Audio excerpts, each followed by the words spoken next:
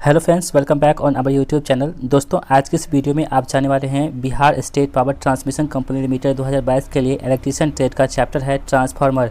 जी हाँ दोस्तों, आपके एग्जाम में ट्रांसफार्मर चैप्टर से भी महत्वपूर्ण प्रश्न पूछे जाते हैं, तो आप इस वीडियो को अंत तक जरूर देखिएगा, क्योंकि हम आपके लिए इसमें मोस्ट इंपोर्टेंट जो क्वेश्चन हैं और जो प्रीवियस में प्रश्न पूछे जा चुके हैं उन सभी प्रश्नों को हम आपके लिए इस वीडियो में इंक्लूड किए हैं। तो आप इस वीडियो को अंत तक जरूर देखिएगा। तो दोस्तों, आज के इस वीडियो को शुरू करते हैं। दोस्तों, सबसे पहले बात बता दें आपको कि ट्रांसफार्मर काम क्या करता है, इसका प्रिंसिपल क्या है। तो देखिए दोस्तों, ट्रांसफार्मर जो है वर्क और प्रिंसिपल ट्रांसफार्मर मतलब ट्रांसफार्मर किससे काम करता है, तो म्यूचुअल इंडक्शन के सिद्धांत पर काम करता है। ठीक है दोस्तों, ये ट्रांसफार्मर किस पे काम करता है, तो म्यूचुअल इंडक्शन के सिद्धांत पर काम करता है। इसे आप याद रखिएगा। ठीक है, अब दोस्तों शुरू करते हैं आज के इस प्रश्न की ओर। दोस्तों, आपका पहला प्रश्न आपका है, कह रहा है कि ट्रांसफार्मर एक डैश है। दोस्तों, पहला आपके पास ऑप्शन है घूर्णन युक्ति, दूसरा कौन सा हो गया स्थैतिक युक्ति, तीसरा आपके पास है विद्युत स्थैतिक युक्ति और चौथा कौन सा हो गया चुंबकीय युक्ति। ठीक है दोस्तों देखिए, ट्रांसफार्मर जो एक प्रकार का क्या है, एक स्थैतिक युक्ति है। ठीक है, यानी कि ऑप्शन नंबर बी क्या होगा, इस प्रश्न का राइट आंसर होगा कि ट्रांसफार्मर क्या है, एक प्रकार की स्थैतिक युक्ति है। ठीक है, इसे आप याद रखिएगा। दोस्तों, जितने भी प्रश्न आपको हम बताएंगे उसका आपको क्या करना है, कमेंट बॉक्स में बताना है कि आपने कितने प्रश्नों को आप सही कर पाए। ठीक है, दूसरा प्रश्न देखते हैं आज का इस वीडियो का। दूसरा प्रश्न आपके स्क्रीन पर है कि कह रहा है कि ट्रांसफार्मर डैश पर कार्य करता है। पहला आपके पास ऑप्शन है एसी पर, दूसरा कौन सा हो गया डीसी पर, तीसरा आपके पास ऑप्शन है एसी तथा डीसी दोनों पर और चौथा कौन सा हो गया संप्रदान डीसी पर। ठीक है दोस्तों, देखिए ट्रांसफार्मर की बात करें दोस्तों, ट्रांसफार्मर जो हमेशा क्या करता है, एसी पर काम करता है। ठीक है, यानी कि ऑप्शन में क्या होगा, ए आंसर होगा कि ट्रांसफार्मर जो होती है हमेशा अल्टरनेटिव करंट पर काम करती है, यानी कि ऑप्शन नंबर ए क्या होगा, इस प्रश्न का राइट आंसर होगा। ठीक है, बढ़ते हैं अगले प्रश्न की ओर। दोस्तों, तीसरा प्रश्न आपके स्क्रीन पर है, कह रहा है कि ट्रांसफार्मर डैश के सिद्धांत पर कार्य करता है। दोस्तों, पहला आपके पास ऑप्शन है स्वतः इंडक्शन, दूसरा कौन सा हो गया पारस्परिक इंडक्शन, तीसरा आपके पास ऑप्शन है फैराडे का विद्युत चुंबकीय इंडक्शन नियम और चौथा कौन सा हो गया स्वतः व पारस्परिक इंडक्शन दोनों के आधार पर काम करता है। ठीक है दोस्तों, तो दोस्तों इसका आंसर क्या हो जाएगा, ऑप्शन नंबर डी हो जाएगा, यानी कि ट्रांसफार्मर जो है या स्वतः व पारस्परिक इंडक्शन दोनों के सिद्धांत पर काम करता है। ठीक है, यानी कि ऑप्शन नंबर क्या होगा, डी इस प्रश्न का राइट आंसर होगा। बढ़ते हैं अगले प्रश्न की ओर। चौथा प्रश्न आपके स्क्रीन पर है, कह रहा है कि ट्रांसफार्मर वह युक्ति है जो वोल्टेज को किस में परिवर्तित करता है। देखिए दोस्तों, आपके पास ऑप्शन है उच्च स्तर से निम्न स्तर में, दूसरा कौन सा हो गया निम्न स्तर से उच्च स्तर में। इंग्लिश में बात करें दोस्तों तो हाई वोल्टेज से लो वोल्टेज की ओर और लो वोल्टेज से हाई वोल्टेज की ओर, उपरोक्त दोनों और समान स्तर पर। ठीक है दोस्तों, तो आपको बता दें तो ट्रांसफार्मर दोस्तों है ये क्या करता है, ये वोल्टेज को क्या करता है, हाई से लो करता है, लो से हाई करता है। ठीक है दोस्तों, ये बस वोल्टेज ये एसी से डीसी में नहीं बदलता है, पर आप यार कन्फ्यूज नहीं होगा दोस्तों, यहाँ पे ये एसी से डीसी में वोल्टेज को नहीं, करंट को नहीं बदलता है। ठीक है दोस्तों, इस बात को आप याद रखिएगा कि ये एसी से डीसी में नहीं बदलता, बल्कि इसका काम क्या है कि एसी पर काम करता है और एसी को हाई से लो करता है, लो से हाई करता है। यानी कि ऑप्शन नंबर क्या होगा, ग यानी कि सी ऑप्शन नंबर होगा, राइट आंसर होगा कि ट्रांसफार्मर जो एक युक्ति है जो वोल्टेज को उच्च स्तर से निम्न स्तर और निम्न स्तर से उच्च स्तर पर काम करती है। ठीक है, यानी कि ऑप्शन नंबर क्या होगा, सी हमारे प्रश्न का राइट आंसर हो जाएगा। ठीक है, बढ़ते अगले क्वेश्चन की ओर। दोस्तों, ये पांचवा प्रश्न आपके स्क्रीन पर है, कह रहा है कि देखिए यदि ट्रांसफार्मर को डीसी सप्लाई दी जाए तो क्या होगा। दोस्तों, हमने आपको पहले प्रश्नों में बताया था कि ट्रांसफार्मर जो एसी सप्लाई पर काम करती है, लेकिन यहाँ पे प्रश्न कह रहा था, कंडीशन दे जा रहा है कि यदि आप ट्रांसफार्मर को डीसी सप्लाई देंगे तो क्या होगा। पहला आपके पास ऑप्शन है कार्य करेगा, दूसरा कौन सा होगा कार्य नहीं करेगा, तीसरा आपके पास ऑप्शन है कि सेकेंडरी साइड पर रेटेड वोल्टेज से कम होगा और वाइंडिंग जला देगा। ठीक है दोस्तों, देखिए दोस्तों, जब भी आप क्या कीजिएगा ट्रांसफार्मर को डीसी सप्लाई दीजिएगा तो उसमें क्या होगा, ये बाइंडिंग को जला देगा। ठीक है, यानी कि ऑप्शन नंबर क्या होगा, डी इस प्रश्न का राइट आंसर होगा कि जब भी ट्रांसफार्मर को डीसी सप्लाई देंगे तो जो बाइंडिंग ट्रांसफार्मर होती है उसको क्या करता है, वो जला देता है। ठीक है, इसे आप याद रखिएगा। ठीक है, इसलिए हमें हमेशा क्या करना चाहिए, हमको ट्रांसफार्मर को एसी सप्लाई दी जाना चाहिए, यानी कि ट्रांसफार्मर जो हमेशा एसी सप्लाई पर काम करती है। ठीक है, अगला क्वेश्चन देखते हैं हम लोग।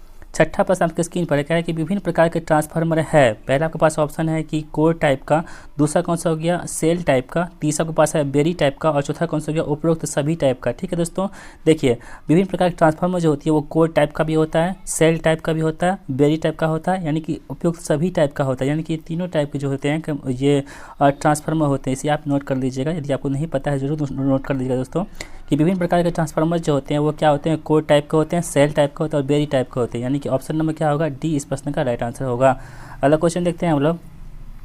दोस्तों अगला प्रश्न आपका स्क्रीन पर है क्या कि ट्रांसफार्मर की रेटिंग किस में व्यक्त की जाती है। दोस्तों ये प्रश्न बहुत इंपॉर्टेंट है। पहला आपके पास ऑप्शन है KVA में, दूसरा कौन सा हो गया KVAR में, तीसरा आपके पास ऑप्शन है KW में और चौथा कौन सा हो गया वाट में। ठीक है दोस्तों, देखिए कंप्यूटर की रेटिंग को जब हम ज्ञात करते हैं तो वो किस में ज्ञात करते हैं, KVA में ज्ञात करते हैं। यानी कि ऑप्शन नंबर क्या होगा, ए इस प्रश्न का राइट आंसर होगा कि ट्रांसफार्मर की रेटिंग को किस में व्यक्त की जाती है, तो KVA में व्यक्त की जाती है। यदि दोस्तों आपको नहीं पता है तो आप जरूर नोट कर लीजिएगा दोस्तों इस बात को कि ट्रांसफार्मर की रेटिंग को हम किस में व्यक्त करते हैं, KVA में व्यक्त करते हैं। बहुत ही ज़्यादा इंपॉर्टेंट प्रश्न है। अगला क्वेश्चन देखते हैं हम लोग। 8वां प्रश्न आपके स्क्रीन पर है, कह रहा है कि यदि ट्रांसफार्मर के प्राइमरी को उच्च वोल्टेज दी जाती है और सेकेंडरी से निम्न वोल्टेज ली जाती है तो यह क्या होगा। देखिए दोस्तों, ट्रांसफार्मर जो होती है दो प्रकार की होती है, एक होता है स्टेप डाउन ट्रांसफार्मर और एक होता है स्टेप अप ट्रांसफार्मर। ठीक है, क्या होता है, एक स्टेप डाउन होता है और एक स्टेप अप ट्रांसफार्मर होता है। ठीक है, ट्रांसफार्मर दो प्रकार के होते हैं। तो यहाँ पे कंडीशन दे रहा है कि यदि ट्रांसफार्मर के प्राइमरी को उच्च वोल्टेज दी जाती है, ठीक है, दोस्तों जो प्राइमरी सेल होती है उसमें जो प्राइमरी होती है उसको उच्च वोल्टेज देते हैं, हाई वोल्टेज देते हैं और सेकेंडरी को निम्न वोल्टेज देते हैं, तो वह कौन सा ट्रांसफार्मर कहलाएगा। ठीक है, तो फिर आपके पास ऑप्शन है कि स्टेप अप कहलाता है, दूसरा क्या है स्टेप डाउन कहलाता है, तीसरा आपके पास ऑप्शन है कि यंत्र ट्रांसफार्मर कहलाता है और चौथा स्टेबलाइजर कहलाता है। ठीक है दोस्तों, देखिए आपको बताते हैं यदि ट्रांसफार्मर के प्राइमरी को उच्च वोल्टेज देंगे और सेकेंडरी को निम्न वोल्टेज देंगे ना, तो उसे हम लोग क्या बोलेंगे, स्टेप डाउन ट्रांसफार्मर बोलेंगे। क्या बोलेंगे, स्टेप डाउन बोलेंगे। ठीक है, इसे आप याद रखिएगा कि जब प्राइमरी को उच्च वोल्टेज दी जाती है और सेकेंडरी को निम्न वोल्टेज दी जाती है तो वो जो ट्रांसफार्मर होता है वो स्टेप डाउन ट्रांसफार्मर कहलाता है। ठीक है, यानी कि ऑप्शन नंबर क्या होगा, बी हमारे प्रश्न का राइट आंसर हो जाएगा। अगला क्वेश्चन देखते हैं हम लोग। 9वां प्रश्न आपके स्क्रीन पर है, कहा है कि यदि ट्रांसफार्मर के प्राइमरी को निम्न वोल्टेज दी जाती है। दोस्तों इससे जो ऊपर वाले प्रश्न थे, इनके 8वां प्रश्न था, उसमें हम लोग क्या कर रहे थे, प्राइमरी को हाई वोल्टेज दे रहे थे। लेकिन इस प्रश्न में कह रहा है कि प्राइमरी को निम्न वोल्टेज दी जाती है और सेकेंडरी को उच्च वोल्टेज दी जाती है, तो वो कौन सा ट्रांसफार्मर कहलाएगा।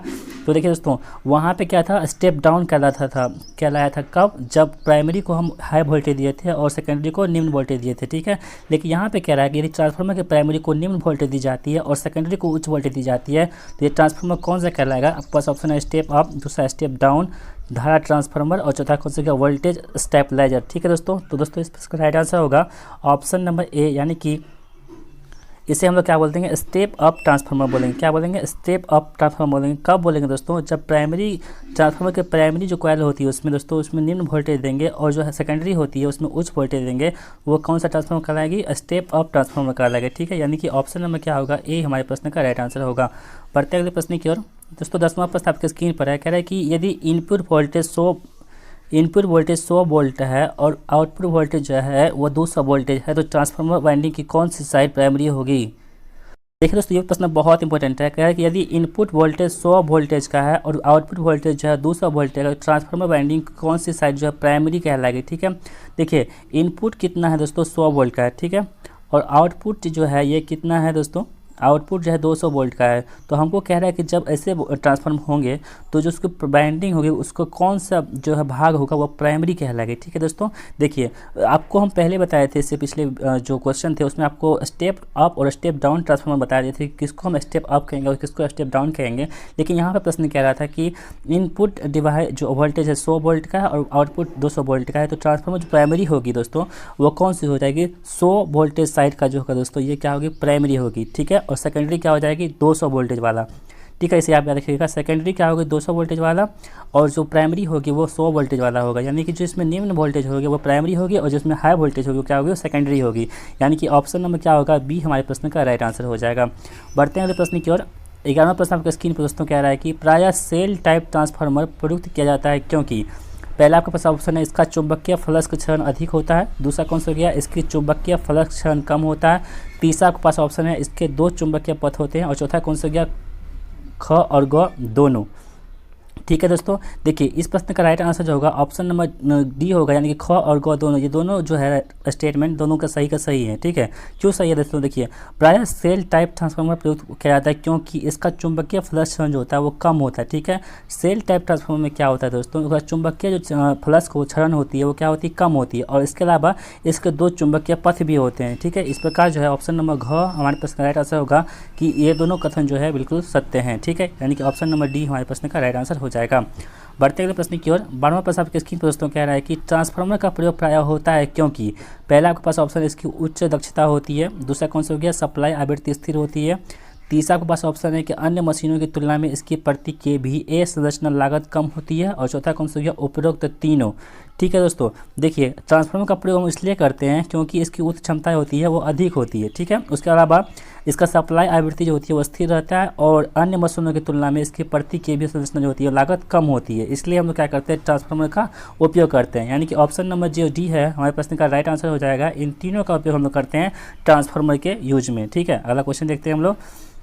दोस्तों 13वां प्रश्न आपके स्क्रीन पर है, कह रहा है कि सेकेंडरी वाइंडिंग में प्रेरित EMF डैश पर निर्भर करती है। दोस्तों ट्रांसफार्मर में जो सेकेंडरी वाइंडिंग होती है उसमें जो प्रेरित EMF होता है, इलेक्ट्रोमोटिव फोर्स जो होती है वो किस पर निर्भर करती है। पहला आपके पास ऑप्शन है टर्नों की संख्या पर, दूसरा कौन सा हो गया फ्लक्स पर, तीसरा आपके पास सप्लाई आवृत्ति पर और चौथा कौन सा हो गया उपरोक्त तीनों पर। ठीक है दोस्तों, देखिए दोस्तों इसका आंसर क्या हो जाएगा, ऑप्शन नंबर डी हो जाएगा। यानी कि उपरोक्त तीनों पर जो है काम करती है, यानी कि टर्नों की संख्या पर काम करती है, फ्लक्स पर काम करती है और सप्लाई आवृत्ति पर काम करती है। यानी कि ऑप्शन नंबर क्या होगा, डी हमारे पास राइट आंसर होगा कि सेकेंडरी वाइंडिंग में प्रेरित EMF जो होती है वो उपरोक्त तीनों पर काम करती है। ठीक है, यानी कि ऑप्शन नंबर डी हमारे पास का राइट आंसर होगा। अगला क्वेश्चन देखते हैं दोस्तों, कह रहा है कि प्राइमरी वाइंडिंग द्वारा लिया गया शून्य लोड करंट क्या होता है। पहला आपके पास ऑप्शन सप्लाई से लो क्षतियों के लिए प्रयोग की गई धारा होगी, दूसरा कौन सा हो गया फ्लक्स का चुंबकीकरण करने के लिए प्रयुक्त धारा होगी, तीसरा के पास ऑप्शन है दोनों धाराओं का सदस्य जोड़ होगा और जो अंतिम जो ऑप्शन है हमारे पास दोनों धाराओं का बीजगणितीय जोड़ होगा। ठीक है दोस्तों, यहाँ पे दोस्तों आंसर क्या हो जाएगा, ऑप्शन नंबर गो जो है दोस्तों ये दोनों धाराओं का सदस्य जोड़ होगा। जब भी प्राइमरी बाइंडिंग की बात करेंगे तो प्राइमरी बाइंडिंग द्वारा लिया गया शून्य लोड जो करंट जो होगा वो दोनों धाराओं का सदस्य जोड़ होगा। इसे आप नोट कर दीजिएगा, ये प्रश्न आपके लिए बहुत इंपॉर्टेंट है, इसलिए ऑप्शन नंबर सी हमारे प्रश्न का राइट आंसर हो जाएगा। ठीक है, बढ़ते हैं अगले प्रश्न की ओर। दोस्तों 15वां प्रश्न आपके स्क्रीन पर है, कह रहा है कि जब ट्रांसफार्मर की सेकेंडरी लोडेड हो तो ट्रांसफार्मर का फ्लक्स क्या होगा। ठीक है दोस्तों, देखिए आपके पास ऑप्शन स्थिर रहेगा, दूसरा कौन सा हो गया सेकेंडरी धारा के समानुपाती होगी, तीसरा आपके पास ऑप्शन है कि प्राइमरी बाइंडिंग द्वारा ली गई धारा की अतिरिक्त मात्रा के समानुपाती होगी और चौथा कौन सा हो गया ख और ग का अंतर होगा। ठीक है दोस्तों, यहाँ पे ऑप्शन नंबर क्या हो जाएगा, ऑप्शन नंबर क यानी कि स्थिर रहेगा। ठीक है, यानी कि जब ट्रांसफार्मर की सेकेंडरी लोडेड हो, जब ट्रांसफार्मर जो है सेकेंडरी लोडेड का हो, ठीक है, तो ट्रांसफार्मर का फ्लक्स जो होता है वो क्या होता है, हमेशा स्थिर रहता है। ठीक है, इस बात को आप याद रखिएगा कि जब भी ट्रांसफार्मर के सेकेंडरी लोडेड होता है तो ट्रांसफार्मर का जो फ्लक्स होता है वो क्या होता है, स्थिर होता है। ठीक है, यानी कि ऑप्शन नंबर क्या होगा, ए हमारे प्रश्न का राइट आंसर हो जाएगा। दोस्तों बढ़ते अगले प्रश्न की ओर। 16वां प्रश्न आपके स्क्रीन पर है, कह रहा है कि जब ट्रांसफार्मर की सेकेंडरी लोडेड हो तो प्राइमरी धारा क्या होगी। दोस्तों देखिए यहाँ पे प्रश्न कह रहा है कि जब ट्रांसफार्मर की सेकेंडरी लोडेड हो तो प्राइमरी धारा क्या होगी। तो पहला आपके पास ऑप्शन है प्रभावित नहीं होगी, दूसरा कौन सा हो गया अधिक धारा लेगी, तीसरा आपके पास ऑप्शन है सेकेंडरी धारा से कम धारा लेगी और चौथा कौन सा हो गया सेकेंडरी धारा के कारण ली गई धारा की अतिरिक्त मात्रा और शून्य लोड धारा का सदस्य जोड़ खींचेंगी। ठीक है दोस्तों, यहाँ पे ऑप्शन नंबर क्या होगा घ, यानी कि सेकेंडरी धारा के कारण ली गई धारा की अतिरिक्त मात्रा और शून्य लोड धारा का सदस्य जोड़ खींचेगी। जब ट्रांसफार्मर की सेकेंडरी लोडेड हो तो प्राइमरी धारा ये कहलाएगी। ठीक है, यानी कि ऑप्शन नंबर क्या होगा, डी हमारे प्रश्न का राइट आंसर हो जाएगा। अगला क्वेश्चन देखते हैं हम लोग दोस्तों, कह रहा है कि ट्रांसफार्मर की दक्षता किस डैश के बीच होती है। दोस्तों ट्रांसफार्मर की दक्षता होती है और किसके किसके बीच में होती है। पहला आपके पास ऑप्शन है 95 से 98% के बीच, दूसरा कौन सा हो गया 90 से 95% के बीच, तीसरा आपके पास ऑप्शन है 85 से 90% के बीच और चौथा कौन सा हो गया 80 से 85% के बीच। ठीक है दोस्तों, देखिए इस प्रश्न का राइट आंसर जो होगा ऑप्शन नंबर ए होगा, यानी कि 95 से 98% के बीच जो होती है वो ट्रांसफार्मर की दक्षता होती है। ठीक है दोस्तों, इसे आप नोट कर लीजिएगा। दोस्तों बहुत ही ज़्यादा इंपॉर्टेंट प्रश्न है, VVI प्रश्न है कि कंप्यूटर की ट्रांसफार्मर की दक्षता जो होती है वो कितने होती है 95 से 98% के बीच में होती है। यानी कि ऑप्शन नंबर जो ए है हमारे प्रश्न का राइट आंसर हो जाएगा। अगला क्वेश्चन देखते हैं हम लोग। 18वां प्रश्न आपके स्क्रीन पर दोस्तों कह रहा है कि ट्रांसफार्मर की दक्षता अधिक होती है क्योंकि। दोस्तों ट्रांसफार्मर की दक्षता होती है अधिक क्यों होती है। पहला आपके पास ऑप्शन है इसकी ताम्र क्षतियाँ कम होती है, दूसरा कौन सा हो गया इसमें घर्षण और विंडेज क्षतियाँ नहीं होती है, तीसरा आपके पास ऑप्शन है इसमें लोड क्षतियाँ कम होती हैं और चौथा कौन सा हो गया इसमें ताम्र और लोड क्षतियाँ कम होती है। ठीक है, तो दोस्तों जो ट्रांसफार्मर की दक्षता जो अधिक होती है क्यों होती है, क्योंकि दोस्तों इसमें घर्षण और विंडेज क्षतियाँ जो होती है वो नहीं होती है। ठीक है, इसलिए इसकी दक्षता जो होती है अधिक होती है। ट्रांसफार्मर की दक्षता अधिक होती है क्योंकि इसमें घर्षण और विंडेज क्षतियाँ जो होती है वो नहीं होती है। यानी कि ऑप्शन नंबर जो बी है हमारे प्रश्न का राइट आंसर हो जाएगा। ठीक है, बढ़ते हैं अगले प्रश्न की ओर। 19वां प्रश्न दोस्तों आपका स्क्रीन पर है, कह रहा है कि आदर्श ट्रांसफार्मर में शून्य लोड पर प्राथमिक कुंडलन की धारा क्या होगी।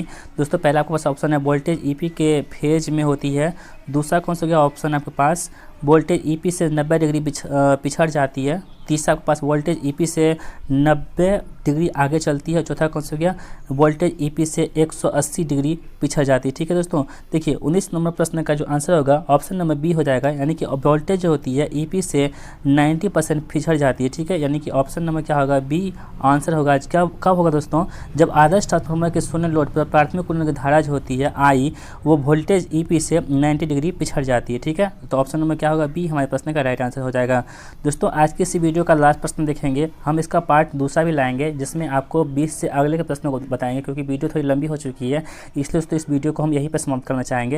ये जो वीडियो है, ये जो प्रश्न है आपके पास 20वां प्रश्न कह रहा है कि ट्रांसफार्मर की प्राथमिक एवं द्वितीय कुंडली जो बाइंडिंग में सदैव क्या होती है। पहला आपके पास ऑप्शन है कि विभिन्न संख्या में लपेट होती है। दूसरा कौन सा हो गया, एक ही व्यास का तार प्रयोग किया जाता है। तीसरा के पास ऑप्शन है पृथक पृथक चुंबकीय परिपथ होते हैं। और चौथा कौन सा हो गया, एक उभयनिष्ठ चुंबकीय परिपथ होता है।